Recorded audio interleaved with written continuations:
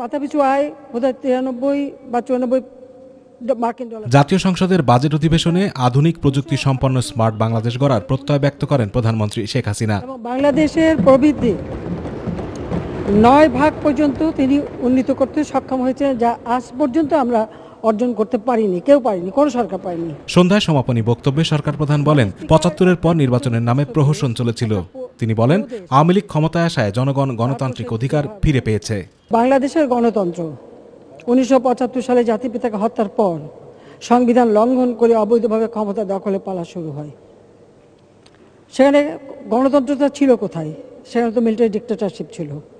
Martial ল দিয়ে একজন general ক্ষমতায় আসেন এবং ক্ষমতায় এসে এরপর তারা রাজনীতিবিদ হন। তার আগে অবশ্য রাজনীতিতে গালি দিয়ে আসে এবং সেই সাথে সাথে দেশের যে উন্নয়ন, সে উন্নয়ন কিন্তু তারা কখনো করতে পারেনি, করেনি।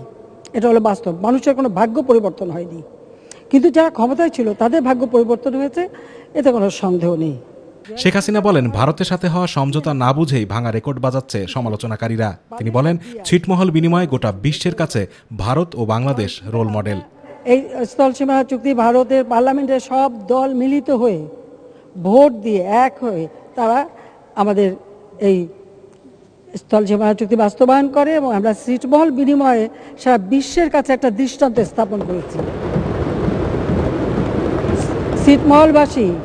ছিটমহলবাসীর 68 বছরের বন্দী জীবন থেকে তারা মুক্তি পায়।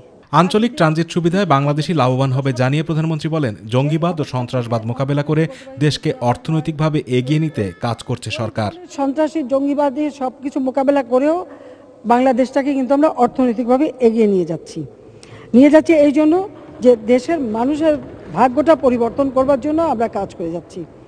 আমাদের লক্ষ্যটা একটাই, তো বাংলাদেশের মানুষের ভাগ্য পরিবর্তন করা, বাংলাদেশের মানুষকে ক্ষুধা দারিদ্র্য থেকে মুক্তি দেওয়া। আমরা এমডিজি সফলভাবে পালন করেছি, এখন আমাদের এসডিজি আমরা বাস্তবায়ন করতে যাচ্ছি।